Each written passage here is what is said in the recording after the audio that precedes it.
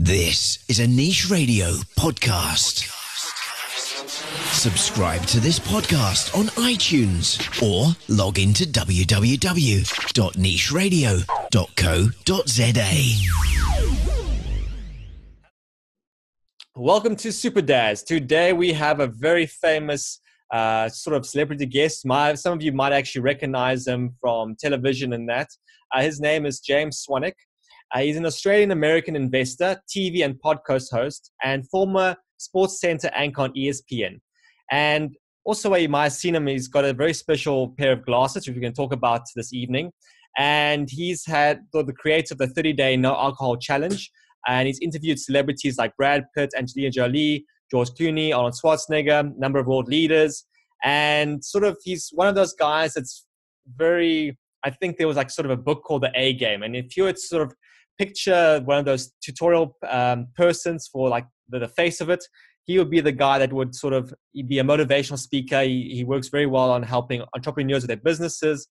And from what I can see from the scientific point of view, the way he targets on uplifting people is by raising their dopamine levels, which we're going to discuss some of those tactics in the show today. So James, thank you so much for being on the show and making your time available. James, thank you so much for having me. It's great to be here. So we were discussing earlier, you're asking a question of sort of how did I get to come across engaging with you or getting on the show. And so my background is 2016, I was contracted by the South African government to model the potential effects non-native EMF has on the population. And what we found is with the research is that non-native EMF, so that's being magnetic fields, blue light, and invisible light, so the wireless signals, is the non-linear leading contributor to obesity, diabetes, and other mitochondrial-related diseases. And, you know, when you use the word EMF or that kind of thing, people tend to shy away and, you know, get kind of ear-irky kind of thing. But the moment you mention the word obesity or diabetes, and just by, you know, them putting on the glasses, it's a lot easier than them experiencing cold therapy or other mitigation options. But just by putting the glasses on, already acts as an effective way to helping sustain or raise a person's dopamine levels. And when they're able to do that, it's easier for the brain to connect the dots and have a more lateral thinking.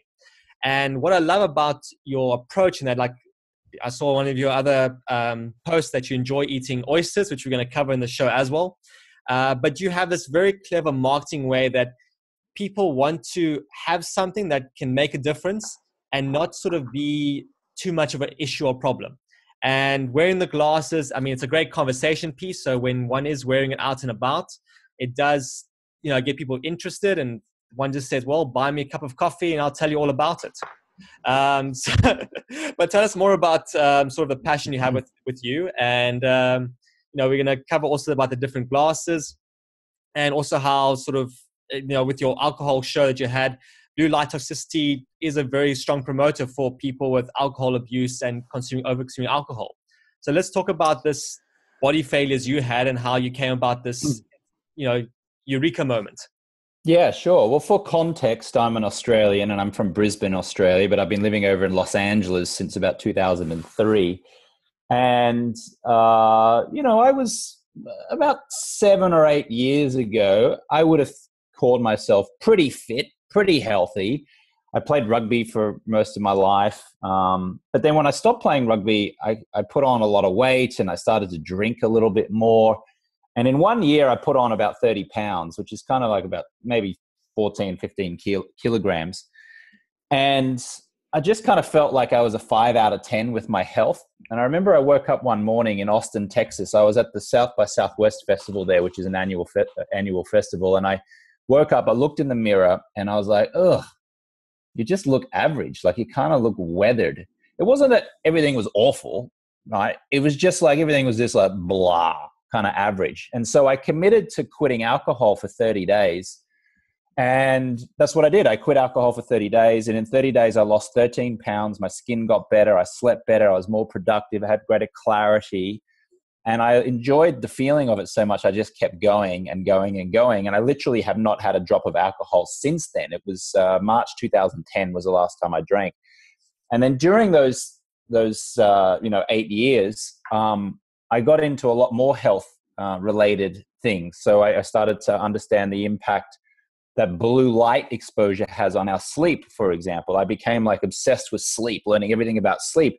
And that led me into creating a stylish pair of blue light blocking glasses, which I'm wearing on my face right now, from my sleep company, Swanwick Sleep. These are called Swannies. We've helped about 60,000 people sleep better now across the world from wearing these blue light blocking glasses, which block the blue light from your mobile phone, your TV screen. And I've just become kind of not health obsessed, but just I'm a health enthusiast, I guess you would say. And so now I create businesses around helping people with their health, because my health was kind of like a 5 out of 10. And then I moved it to a 7 out of 10, and then an 8 out of 10. And now I'm pretty confident it's about a 9 out of 10. And along the way, I just create these businesses that have helped me so I can help others. No, I mean, and that's what's pretty cool about it, is that you took it from an idea that seems geeky or crazy with the whole, I mean, orange lenses, again, the choice for the orange is because not only blocking the blue light, but also the green light at nighttime. So therefore, we're suppressing melatonin loss. So one has more melatonin, which is an important antioxidant for sleep and regeneration. But you're taking it again, like I said, well, and that's part of the show, is being a super dad, is one that creates that protective environment, not only for themselves, but for their community as well, their cultural practices. So, taking this across and merging it or segueing it is really ideal, because it's not just a thing of everyone in the environment wearing the glasses, that they start to make these other non-linear changes within the business, which then creates this turnaround effect, or improving not only their profit, but their feeling or passion for the business at the same time. Would that be a correct assumption? Yeah. So what I found is that for me personally, as a result of stopping drinking alcohol and then blocking blue light at night with these blue light blocking glasses, I've been able to lose weight, sleep better, get more clarity and focus, which gives me more energy during the day.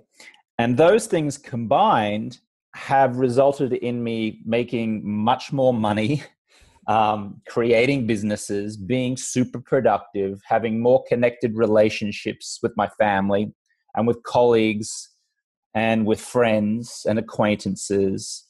And my whole life is just better because I've just made a couple of little subtle changes to the habits of my life.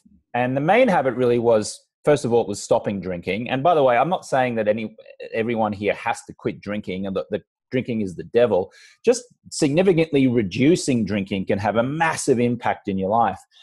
But also just being aware of how I was disrupting my sleep and putting on weight and kind of like holding myself back. Making a couple of those little subtle changes and shifts has had a huge impact in my life. Like I said, greater health, greater happiness, better relationships, more productivity, more businesses, more money, more contentment level, just all around.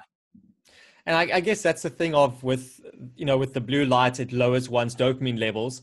And, you said that when you changed them, you had more connections or social connections with people. So you went from being a low dopamine asshole, pretty much, and then evolving into this, more charismatic, fun guy that you fell in love with when you're growing up, because that's what made you who you were. And so a lot of these things you're following intuitively, but there were these environmental factors that sort of took you away from it. So you said you used to play rugby back in the day. So you're out in the sun, you're getting that regeneration. Then, with the drinking at night or the benders, that sort of dissipated, and not getting up in the morning for your morning sunrises. You're not connecting with the ground again or people socially. So, that cycle, that low dopamine just accelerates more and more and more. And then comes the belly and even becomes more of a self-destructive aspect of it. Yeah, I mean, just to give you context in a typical day in my life, maybe what it was and what it is now, back in the day before I was health conscious, I guess, I wouldn't really pay that much attention to what I ate. I'd have a couple of drinks at night. I was never a drunk or an alcoholic. I don't feel like I ever drank excessively, maybe on occasion. But, I was a guy that would have a casual beer or a glass of wine, after work each day. And then I'd go to sleep, but then I'd wake up just a little bit irritable. And because I was a little bit irritable and low on energy, I might eat a sugary food like a croissant or a bagel or something, or I'd put sugar in my coffee just to give myself a little energy boost. And because I was doing that, an hour later I'd have a crash, and I'd also store some fat, and then I'd be less inspired to want to go and work out. And then I'd be more irritable throughout the day, therefore not as productive. And then the cycle would continue. So it wasn't like anything horrific. It was just like I said before, it was like blah. But now a typical day in my life is I wake up in the morning, and the first thing I do is I write in this diary 20 things that I'm grateful for. And I've set a rule for myself. I'm not allowed to touch my phone until I've completed 20 things that I'm grateful for every morning. And I usually do that out in the front yard in the sun, because I want to make sure I get the sunlight hitting me first thing in the morning, because my circadian rhythm, which is my internal body clock, I want that to go, oh, okay, it's daytime. I got it. And that's actually going to help me sleep better later on at night. Once I've done my 20 things I'm grateful for, then I tend to get on a bicycle and I ride to the gym. I go to the Gold's Gym in Venice Beach here in Los Angeles, where I live. I get to work out alongside Arnold Schwarzenegger at least a couple times a week, because he goes to the same gym, which is really cool. So I'm getting sunlight. I'm riding a bicycle. I'm exercising my body. I'm coming back. I'm drinking lots of water throughout the day. I do a day's work. I'm productive. I swim in the ocean in the afternoon. And even if it's winter and it's too cold to swim in the ocean, I'll make sure that I get out and about and get natural air and see nature. I'll connect with friends. I'll try to eat with friends or family as much as I can, because I've done studies that the happiest that people are is when they're eating and eating with friends or eating with loved ones. So I make sure I try to really incorporate that into my life. And then at nighttime, I'm definitely wearing my Swannies blue light blocking glasses. That way I can continue using my cell phone, continue watching TV, continue being exposed to blue light at night, but I'm blocking that blue light with the orange lens. And then I remove the glasses just in the moments before I want to go to sleep, which is going to ensure that I get a terrific night's sleep. So that's a very different kind of day compared to what it was. And I found because of that day, I now have more energy, more focus, more clarity, more happiness, dopamine, serotonin, contentment. I live in a life of appreciation rather than expectation. So let's, for our listeners, break down some of the science instead of that process of yours and sort of the biology and quantum submolecular levels of it. So, you getting up in the morning for the sunrise. So you writing 20 things you're grateful for takes at least 3 minutes. And it's interesting that, being outside in the sunrise at first hour when the sun pops up, we have pure infrared light, and it's enough that just 3 minutes is able to reset that circadian clock in the brain. So already the production of melatonin begins at that moment there. And the nice thing with you writing a journal, not only are you there for more than 3 minutes, so it's bigger and better, but you're already programming your DNA, because with neurology and brain chemistry, we understand that just the thoughts alone programs and changes the DNA structure in our body. And it's interesting how you mentioned how you getting on the bike, cycling to the gym. So your autophagy and apoptosis is going, which means that your cells regenerate a lot faster. You're getting more oxygenation in. And training at Venice, Gold's Gym in Venice Beach, the interesting thing about there, and when we look at the studies, that the reason why the best bodybuilders go there, I don't know how it looks now, but traditionally, the original building is that they would have the big skylight on top, or be open. So you'd be training in sunlight in the morning when they're busy training. And then when they'll go to the beach session, they'll still be training in the sunlight again, which produces a lot more testosterone and growth hormones. And then jumping in the ocean afterwards, you're having that cold thermogenesis or cold therapy at the same time. So the body's burning even more calories and building more testosterone hormones and getting this whole greater ejaculating effect of, wow, I'm a rush of life over here. So, I mean, that's fantastic that you followed that well, you probably studied it, but you also followed intuitively this process of you feeling more jacked up and more energized with it.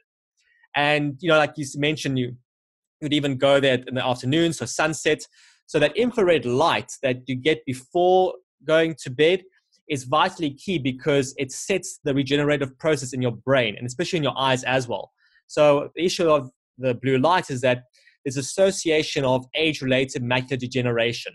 And you mentioned one of your recent posts now regarding kids and how they don't have that natural yellow light. But with this aspect, before it used to be for persons over the age of 65, but now it's happening to persons under the age of 40. And it's irreversible, unfortunately. So putting the glass on or having these effects is a really good deterrent to that because you want to get that red light to stimulate the growth. You did mention, however, in the beginning that before you went on this whole health kick, that it was the case of, you'd crave sugar in the morning. And the interesting thing with it is that when you have this exposure to non-native EMF, is that it lowers your oxygen carrying potential.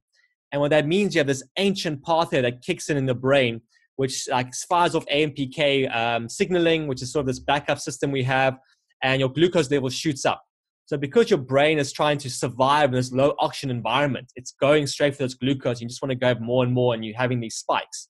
But an interesting thing, like you mentioned, how you have the glasses at night, but I mean, you don't have hair on your head, and a lot of your skin's very exposed. And the thing is that receptor that's sensitive to the light in the eye is also in our skin. So what you probably find, like in my environment here, you see I got all my red lights going on. So that's stimulating growth and consumption of more water at the same time for my cells. And, for my family and I, by this time, so it's about 7 p.m. now at our time, the kids are asleep by then. My wife and I would be in bed then by 8 or 9 o'clock. And it's not this thing of having, we have to force ourselves or do a type of hypnotherapy. Just the action of, addressing this non-native EMF in our environment naturally just puts us to sleep. Even to the thing of where, we hacked, I've got like a iMac cinema display monitor here. And just by adjusting the type of spectrum and frequency, it actually stimulates that pulsing resonance effect that puts one to sleep at the same time. So it's great that the glass that you have puts people on that first path, but they mustn't get lost in it that, I have the glass and I can do everything else still crazy. They still should get up for the sunrise, like you're saying. They should still, exercise outdoors rather than the sun, because it's going to be a lot more quick and more efficient than, going to this artificial blue light environment, which I'm sure you've experienced a lot.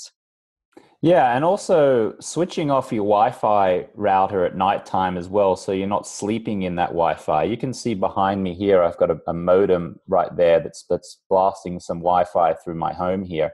So that gets switched off before I go to sleep at night. And then my cell phone, I have an iPhone, I put it into airplane mode as well, so there's nothing's getting through there. So that's very important because you can do all of this great biohacking work, is what they call it these days, by wearing the glasses and making sure you get the natural sunlight. But then why would you sleep 7 or 8 hours with all of those, Wi-Fi signals being sent through your body and brain? I think... do you have a kill switch in your bedroom as well or not? Not in my bedroom. I have it here. So my bedroom is a good little walk away from where this modem is being blasted out, but that gets switched off and then I turn my phone off. But if you've got a gold standard instead of a silver standard, I'll take it. What do you got? No, I mean a kill switch is where you actually have the power to your bedroom switched off. No, I don't. I don't have that. Tell me more about that. Oh, okay. All right. So so with your cell phone, the thing is with literature, people get very discriminatory, but they think of wireless signals, but they don't take into effect there's a magnetic field. And the magnetic field has the most powerful impact. So even on your wireless signal, you have an electric and magnetic field from your phone. And that's enough to, break covalent bonds within your cells. So when you're sleeping at night, you actually want to have no magnetic field. So a kill switch can either go to the DB board and flick that off at nighttime, which then by then already your Wi-Fi is going to go off. Or you can have an electrician come in and he uses like a remote clicker like you use for your garage. And that just hits a button by either to the mains or to your bedroom. And it shuts off all electrical supply to your bedroom. And that way you have no magnetic field disruption while you're sleeping. And there was actually a very good paper about this done by the Austrians years ago. I'll put the name of the paper in the show notes. What they did is that they had people sleeping on a bed, and they put a magnetic generator underneath the bed in the middle. And when they're sleeping at night periodically, when they'll switch it on, the person will actually roll off to the edge of the bed where they're almost falling off. When they switch off the generator, then they roll back to the center of the bed. So it's very interesting how the body is so sensitive to this magnetic field. And even that's why there's certain parts of the world that have a higher magnetic anomaly from the Earth, because not the same anywhere in the world, have very different results in health when it comes to epidemiology studies. So that's why magnetic fields are so vitally important in the bedroom and make an impact. So, I mean, that's why you get things like there's a magnetic mattress one can buy. There's different ones that actually make an effect versus not. And these kind of simulate that same effect. But if someone was asking, should I buy shielding, like this whole netting thing, or this other crazy stuff that people want, or, buy a special, $50,000, it would be like a $12,000 mattress, or put a kill switch in or DB board. DB board is the number one thing, the cheapest and simplest. But that's switching off your power to your main bedroom is the most important thing, particularly if you have children. That's even more important. Yeah, so you just switch off power to the bedroom where you're going to sleep for 8 hours, and that will have the most impact in your opinion. Is that right? Well, that's what the research demonstrates. Yeah. Yeah, I love it. Thank you. I've learned something. My electrician, I'll be scheduling my electrician after this. Well, also keep in mind, the reason why it's important is that, I don't know if you heard a thing called dirty electricity or spurious emissions. Mm-mm. All right. So what happens is that electricity is not just the power in your room. There's like a wave to it. And if it's more smooth and calmer, the body can adapt to it much more easily in environment. But if you have sort of your appliances on there, or a thing like a smart meter, or now 5G and 4G, you have a thing called jump conduction, which means the wireless signal jumps onto the actual wiring. It creates all these like massive little spikes, these huge peaks. And it makes it much harder for the body to adapt to it. So there was a study done by Quebec Hydro, so just north of you guys. And they found that the chances of lung cancer from this exposure to their workers was 11 times greater risk. So just this thing of the spurious emission. So if you're having your power switched off at night, you don't have that worry or concern. But if your house has sort of bad wiring, so this can happen if the earthing is done incorrectly, or one of your electrical lights is sort of clamped on the earthing, or there's different ways it happens. These emissions are going to occur within your home. And those have a very much more powerful impact. So everyone gets more worried about this whole wireless thing. And yes, wireless is bad, but your magnetic field has a far greater impact and is more important. That's why water chemistry is such an amazing thing. In terms of what kind of water you drink or what it does in the body, because our body produces very clean water. It's called deuterium depleted water. And that actually enables programming of light. So you going in the morning and you said you feel groggy from a hangover back in the day, or feeling a bit lethargic. But if you have good water and you have that sunlight, it's able to transform that equation greatly. So just on the excuse me, on the water. Yeah. Which water do you consider to be the best for the human body? Because there's a lot of conflicting thought processes on this. There are water bottles that they sell over here in the US, at least, like Zero Water, for example, where it filters out a lot of the chemicals. There's and then there's there's a difference between Fiji water and smart water, and all of the bottled water that they sell. Yeah. And then there's a debate as to whether it should be, you should buy bottled water, spring water in big glass jars and have it delivered to your home. Yeah. And then there are full-on systems for your sink where it's like putting things into the water, and they say that's the healthiest water. So what is there a definitive answer as to what is the best water we can consume? Yeah, there is, and I'm gonna keep it much simpler. And I don't know if you heard of a guy called Occam's razor, where basically the simplest solution is the solution, even though it sounds too simple. So how it works is, and again, this is where it gets difficult in medicine, where it looks at things at the molecular level, but everything how we work, and that's why treatments to cancer now, it's about devising solutions at the submolecular level. That means quantum. So it's electrons, protons, neutrons, and photons. Um, so what happens is with water, you have 4 different phases of water. We have solid, liquid, and gas. And that phase between solid and liquid is something called the 4th phase of water. And what that means is that your body within inside of it creates a thing called an exclusion zone. And what that means is a type of water gel that is pure electrons, and that separates the protons, and it's what filters out particulates within our system. There's great stuff coming now of how it's able to do desalination without any electricity. So it's really exciting stuff. And our body craves on producing, consuming water as a higher electron content. So water that does that is like, some of these, the smart water, or the zero water, or the Fiji water, they tend to have a higher electron content. And that's why it's sort of called, the body can do better on it.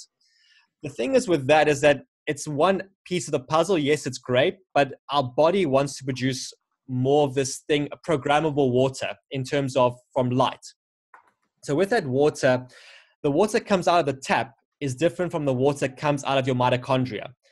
So mitochondria is in our brain, it's our heart, it's the densest things. It's where we have these most related diseases to it, where it dysfunctions. And where it dysfunctions is that you have this generator inside of it. It's used for proton tunneling. But this generator sort of splits away these electrons and protons, what makes everything sort of really tick in our body. And this element, it's called a hydrogen isotope called deuterium. And when you have that going through this cog, it's kind of like throwing a small little nut inside your Ferrari engine. So in your body, your cell architecture, that's what we call our mitochondria, is that you want to have a cell architecture of Ferrari engine and not that of a Ford Fiesta. So, with a Ferrari, it doesn't actually matter if you're having 93 or 95 octane. So that's what we think of food. Food isn't really the big issue here. The issue is how well that cell architecture is and how well those pistons can move and fire inside that engine. And that's what we focus on. So when you consume, particularly in this world of more non-native EMF, we want to consume more deuterium depleted water. So there's a couple of companies out in the world that make artificial deuterium depleted water, and there's also very deep well springs.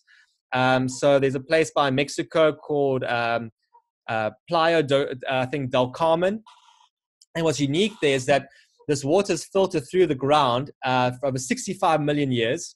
It's gone through limestone, calcium carbonate, and there's a very high magnetic field from the crater impact that was there, millions of years ago. This is the asteroid that wiped out the dinosaurs.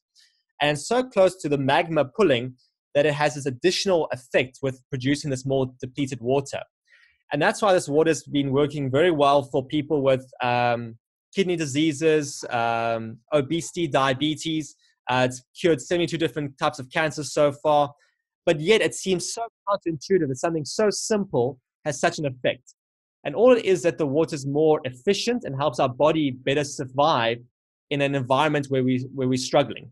So with this whole thing of getting fat, I mean, you've been led to believe in the fitness world, and now this 2017 Nobel Prize in chronobiology, that everything is about diet and exercise. And I'm telling you, when we use Einstein's equation of E equals mc squared, he demonstrates to us that's the complete opposite. It's not about diet. It's not about exercise. It's about how the body's able to process light, and it uses water as the primary fuel source and light as the secondary. And once you have that, I mean, you can eat, tons of carbohydrates and you won't get fat. I mean, we see this with the Maasai and the Hazda people by the equator region of Africa, that even they did studies of giving them antibiotics and really trying to kill the bacteria in the gut. But because of the amount of light exposure there and the water, their body just keeps on flourishing, keeps on growing. Because, in terms of our body growing, 1/3 is the whole food equation. The 2/3 is this quantum effect of how the body interacts with water and light. I love it. How the body how the body interacts with water and light. So 2/3 of our health, what you're saying, is directly in relation to how we interact with water and with light. And the third part that's part of that is called magnetism. So that's how NASA looks with their satellites, how they look for life on other planets. That's the three things they look for. Is what's the gravitational magnetic pull on there? What is the light like, and is there water? And those combinations what produces life. Yes, I love it. So going back to the water question, if I live in Los Angeles, California. Yeah. If I wanted to choose the best realistic, steady flow of water that I could consume, which water should I be choosing to consume? Spring water is your best. If you don't have access to spring water, then reverse osmosis is the next one. Got it. Okay. So reverse osmosis is better than, say, having a water filter, like pouring tap water into one of those zero water bottles, having it filtered. That's going to be further down the list. Is that right? So we've got spring water top, reverse osmosis second. What would be third? Then you could have your filter with your tap, because that carbon filter can remove a lot of things. So spring water, you get well point water, and you get very deep aquifer water. So that the deeper the water is, tends to be better. Yeah, I love it. But remember that your body also produces water. So you going for a cold swim, that effect of cold thermogenesis, that produces deuterium depleted water within your body. Yeah, I love it. I've been starting to go and do some ice baths at a friend's place here in Venice, some cold therapy, which has been really amazing. My friend Ty took some photos of a group of us recently. I'll show you a photo here. You can see right there. There's 9 of us all going in a cold plunge with sitting in some ice. Yes. It's great for anti-inflammation, so it reduces inflammation in the body, it's pretty amazing. I go to sometimes on occasion I'll go to a spa on Santa Monica Boulevard in West Hollywood, and they have a cold plunge in there, and so I'll go into a sauna, which is very hot, obviously, and I'll sweat, and then I'll come out of it and go straight into the cold plunge. And it just hits you like a ton of bricks. It's like, wow. And initially I started to breathe very heavily when I was in this cold, freezing water. I'd be like, and then my friend said to me, James, you know what the Navy SEALs say? And I say, what? And he said, suffer in silence. So then now I have to really be very conscious of controlling my breathing and just kind of like, and which is preferable anyway. And so I'm just trying to control my breathing, control my heart, and then just sit there in the cold. It's a fascinating thing. And whenever I get up and leave and shower off, and I walk out of that spa just feeling so good. It's incredible. So the reason why it actually, I don't know if you've been taught the science of why it has that kind of effect on you, but when we look at athletes, number one, they exercise in very good light, so not blue light. They, secondly, have very good water chemistry, or know how to work with chemistry, and they have very good personal magnetism.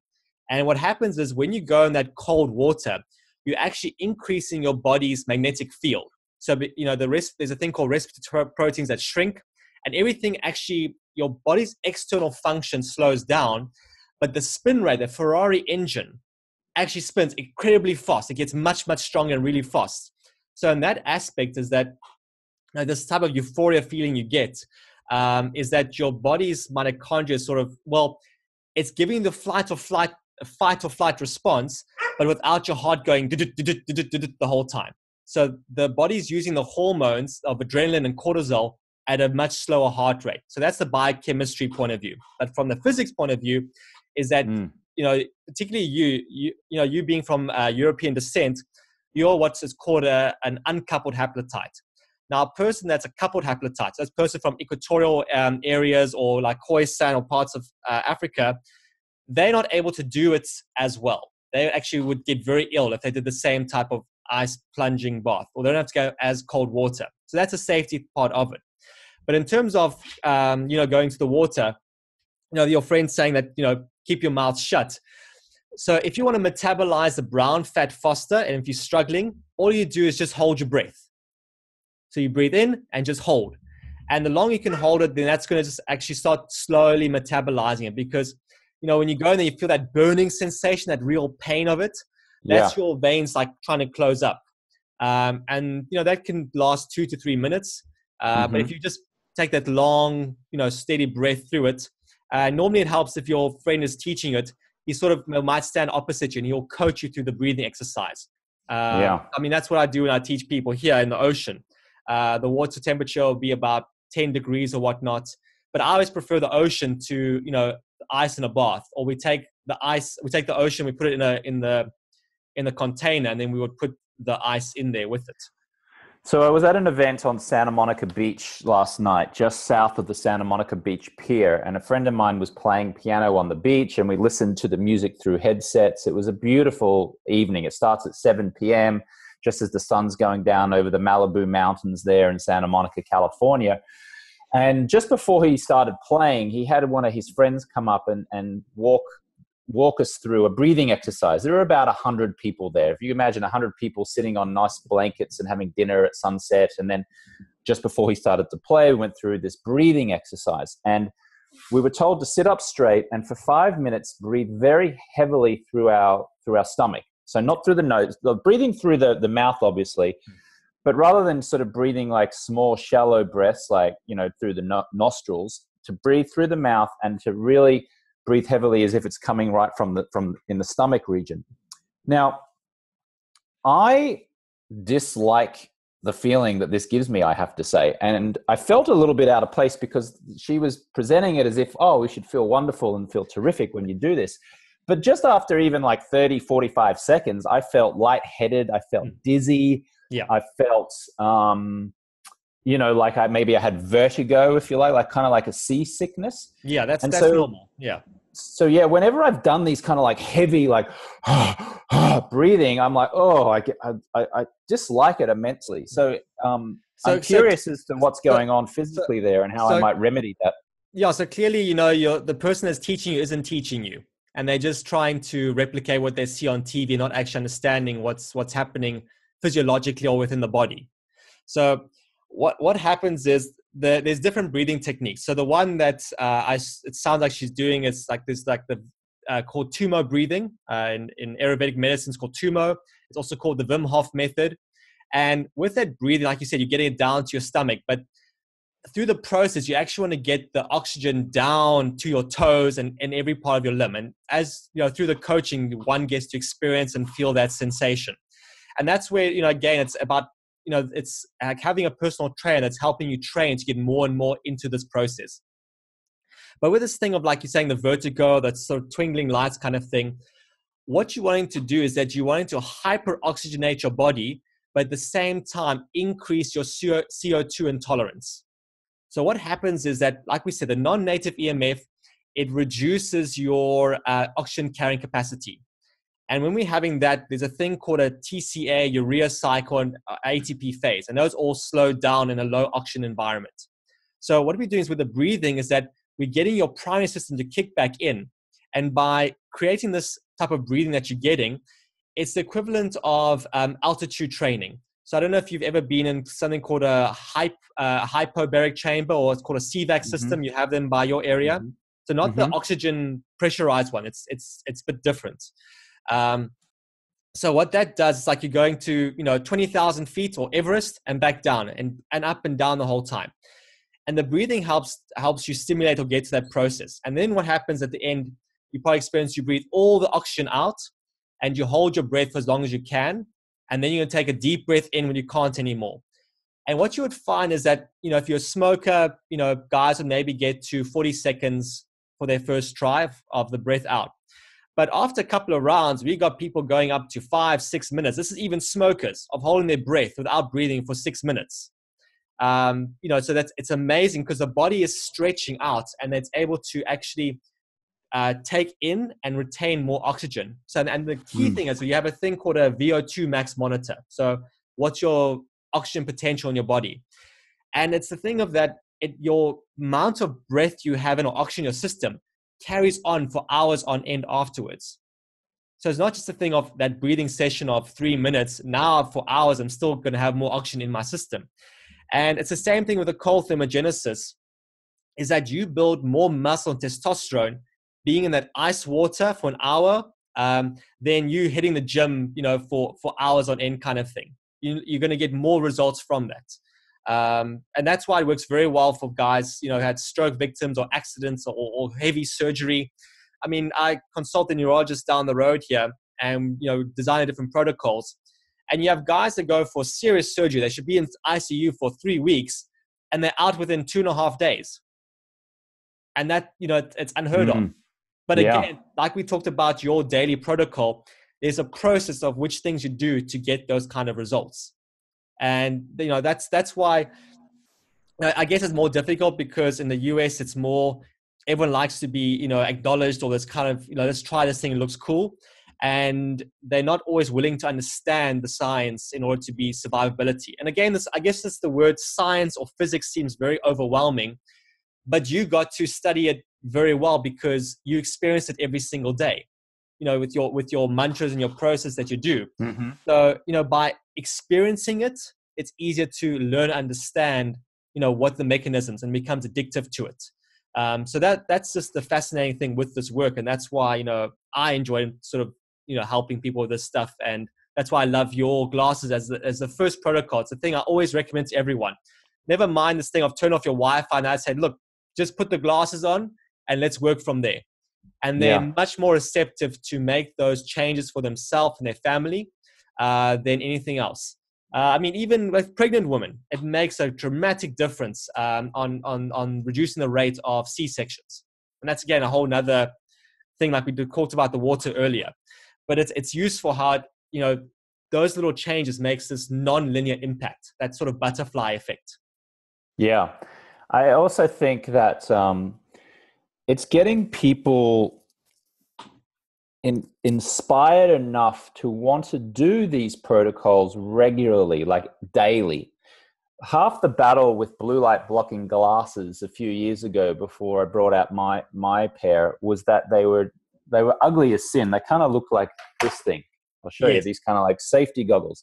Yes. Now, to be frank, these things will do the job. They will indeed block blue light that messes with your sleep and disrupts your melatonin and messes with your circadian rhythm. These are very effective. And these are a cheap little plastic pair that you might wear if you were, mowing the lawn, trying to protect your eyes from flying shrapnel. But try getting someone to wear these things every single night consistently. And that is a real challenge. So it's like we all know kind of what we need to do in order to live our healthiest life that we can, but we find it challenging because we don't want to wear ugly glasses, or we don't want to get up and write in a gratitude diary, or we don't want to go out and work out in the gym. We just want to do it from the comfort in the natural sunlight. We want to just do it in a gym that has fluorescent lights or in our own home. So while you and I are talking about all these amazing health habits and what we know to be true, sadly, human beings still get in the way, right? Because even though we know this to be true, we don't really do it on a consistent basis. Only a few of us, like yourself, are doing it.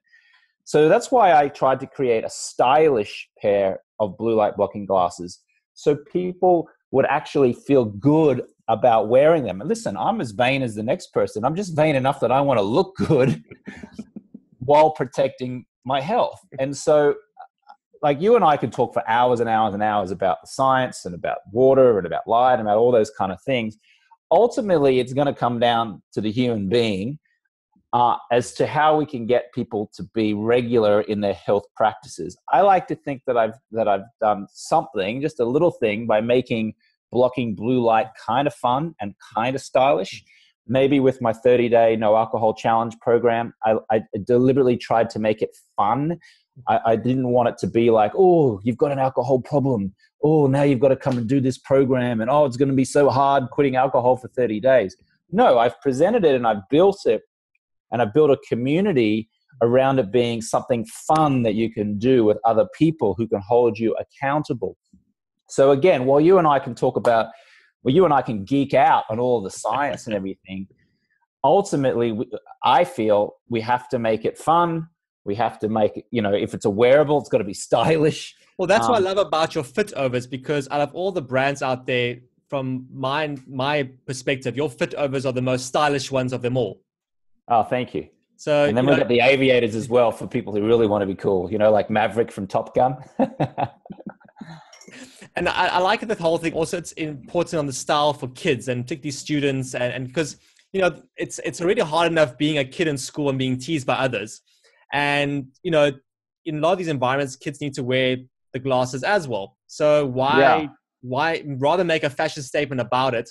And that's what I love, how you got all these different celebrities to join on the campaign.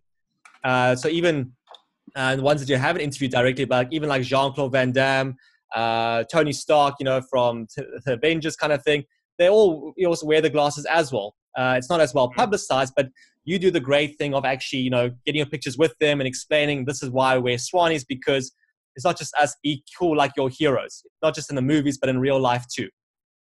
Yeah, that's right. And humans are humans. So we like to follow the so-called leaders. So if Robert Downey Jr. is photographed wearing a pair of blue light blocking glasses, people are going to go, oh, cool, I'm going to wear blue light blocking glasses. They're not going to listen to the two Jameses talking on this episode right now, So, understanding human nature now, all of the health education that I put out there, I try to make it as fun and as cool and as stylish, as sexy as possible, just to get people kind of enthusiastic about incorporating these health habits into their life. And you're kind of more of a unique super dad on our show because, one, you're not married and you don't have kids yet. So that makes it a bit more interesting. But you've taken on the dad role to the greater community. Well, thank you. That's very kind of you. I have a niece and nephew who I love very much, and they're wearing they're rocking the Swannies glasses, the kids style. We've got I have a niece called Sadie who's 5 years old, and she wears the pink pair, I should say. And when my sister-in-law and my brother allow their children, my niece and nephew, to watch TV or play on an iPad, they always put on the kids Swannies. So Rex, who's my nephew, will put on the blue ones, and Sadie, who's my niece, will put on the pink ones.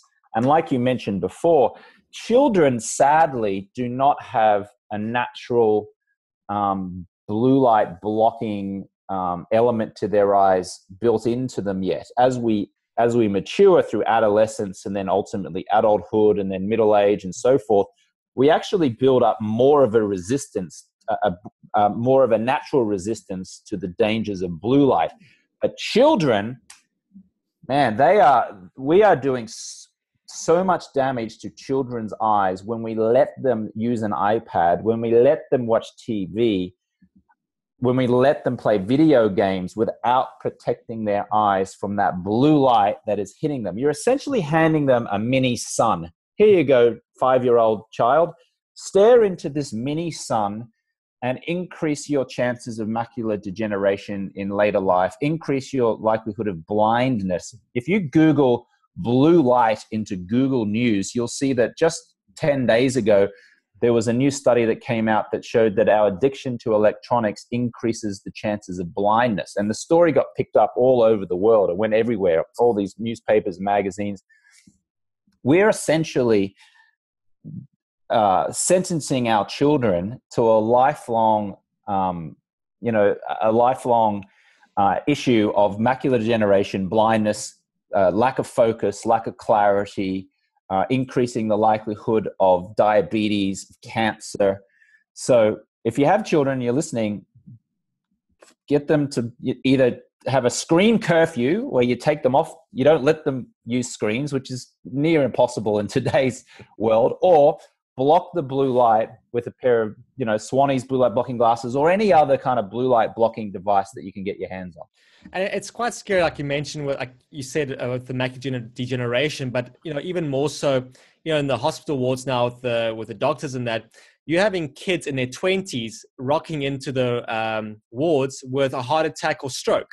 Now, this is something that shouldn't be happening, but with this, excessive effect, this is what's popping out.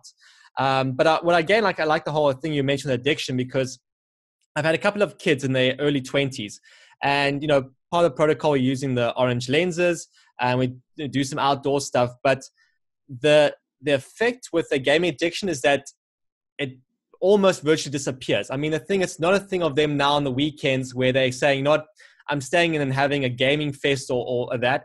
They actually, I'm not playing my games this weekend or this evening. I'm just going to come out into the sun instead for sunrise, or go to the beach or the ocean.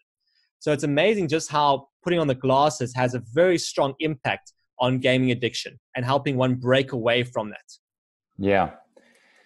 It's we didn't really realize how bad smoking was for us in the early part of the century. It was really in the 1950s, some health warnings started to come out, and then it picked up speed in the 60s, and then they started to really clamp down on advertising around tobacco. And it wasn't until then that we started to realize the significant impact that smoking has on our health.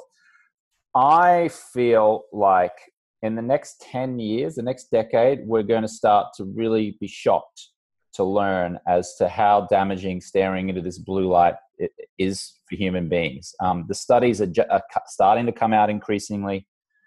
Public awareness is increasing, slowly, but I see it as being one of the most significant health concerns for human beings, this overexposure to blue light from electronics. And I think like in 10 years from now, we'll really understand it. And probably companies who create electronics and lighting companies will probably have an industry standard now where they have to, only have a certain amount of blue light in their products. Yeah, so one can buy those type of globes now, but I know we're running out of time because you've got another engagement. So let's just also quickly cover your recent launch of your day walkers as well. Yeah, so we're known for our blue light blocking glasses that you wear at nighttime to block artificial blue light. So then, therefore, your body can naturally produce melatonin and prepare itself for sleep. And then when you remove the glasses, you roll over, you fall asleep quicker, you sleep deeper, you wake up feeling refreshed. They're very visible, like you know what they are because they have an orange lens. And the reason is that an orange lens blocks out blue light. Orange is the opposite of blue. Blue is the opposite of orange. The blue light can't penetrate. Our company really started as a sleep company designed to help people sleep better. Having said that, we had thousands of our customers tell us that they really wanted a pair of daytime blue light blocking glasses, a pair of glasses that had a clearer lens so it didn't distort the color of their computer screen when they were working on the computer all day. So we came out with a pair of daytime Swannies. These are the daytime Swannies here. You can see it has a much lighter yellow kind of amber lens to it. So what these do is they do not block the blue light range responsible for messing with your sleep, okay? But what they do is that they block enough of that artificial blue light that you stare into during the day that's responsible for giving you headaches or migraines or a lack of focus. And what it does is it actually gives you greater clarity, greater focus, ironically more energy during the day, because you're not just staring into this mini sun the whole time like a zombie going, oh, blue light, which is giving me a headache and migraines. So the best protocol here would be this. During the daytime, you'd wear your daytime Swannies, which blocks some of the blue light, but not all. Okay, so it blocks some of the blue light. That gives you clarity, focus, energy. You can get more done, be more productive. And you might wear these sporadically throughout the day, okay? So I wear mine for like 20 minutes at a time. I take them off. I go outside. I come back in. I might work on the computer without wearing them. Then I might put them back on again. I'm just giving myself relief from blue light exposure throughout the day. Then at nighttime, about an hour before I want to go to sleep, I'll literally just swap the glasses. I'll remove the daytime glasses. I'll put on the nighttime Swannies that have the orange lens. Now I'm blocking all of the blue light that's responsible for messing with my sleep. And I do not remove them until I've switched the last light off. Then I remove them, roll over, and I will sleep better. So that's kind of like the best protocol. Daytime, nighttime. There you have it, our audience listeners. So I've got about 3 minutes of you left because your sister Melanie was very strict on this. So, in our last closing off, what advice, final words that you might have for everyone that we haven't missed regarding your future, or what you have more planned for us, or recommendations? Yeah. What do you have? Yeah, so I would just say on a daily basis, I think waking up and expressing gratitude has been shown to increase dopamine, serotonin levels, just gives an all-round feeling of wellness. I used to be very kind of critical of it, like, gratitude, whatever.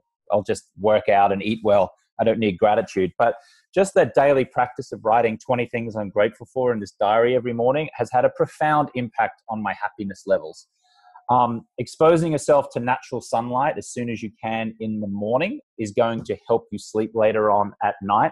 Studies have found that people who exercise in the morning tend to sleep better than those who exercise in the evening. They think it's because morning exercisers tend to exercise more regularly, and also sleeping, you want to sleep in a cool environment, and they think that if you're exercising close to bedtime, your body temperature is high, which kind of disrupts your sleep patterns. No coffee after 2 p.m. Coffee is a stimulant, and it will mess with your sleep, certainly.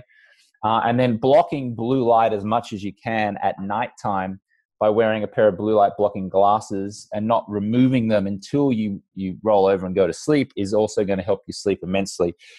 If you're interested in reducing or quitting alcohol, 30-day noalcoholchallenge.com is a great place to start. I've created a very fun environment there for people. We've got a community now, thousands of people around the world. Even reducing alcohol is going to improve your health significantly. One glass of wine at nighttime, the toxins in that wine will stay in your body for up to a week. And it's enough to make you just a little irritable the next day. So, it's okay to drink if you want, but just know that there's an opportunity cost to that. So if you want a fun way of reducing or quitting, 30-day noalcoholchallenge.com. And then if you're going to eat with friends or family, because all the science shows that we're happiest when we're eating, and and when you do it with loved ones or friends, those dopamine and serotonin levels just increase exponentially. Yeah, and also a big thank you to your distributor in South Africa. One of them is Imran from Your Essentials at COZA. He was kind enough to sponsor a pair of Swannies for one of our listeners. So we're going to have competition details in the show notes for you guys. And you can look as cool as James does with his Swannies. Unfortunately, I don't have mine because unfortunately, UPS South Africa is the worst. I mean, I was supposed to get my pair last week, and they just don't pitch. They just don't pitch. Other issues. So yeah, hopefully my pair pairs eventually arrive the next day or so. So your Swannies cannot make it to South Africa. Is that what you're saying? That's a disaster. Yeah, but UPS is holding them hostage of just the driver coming to deliver, and I'm here by the door, and he doesn't come, and just and then you try email them or phone them, and they don't want to come back to you, and they have the one center that doesn't communicate with the other, and they send them stuff, and they can't. It's a horrible nightmare. So in the meantime, our listeners, don't use UPS South Africa yet. Let's hope for them to get their act together, and maybe use a different service provider in the meantime if you're going to order Swannies from the United States. Cool, but thanks so much. Thank you, James. Thanks for having me. For more, visit www.nicheradio.co.za.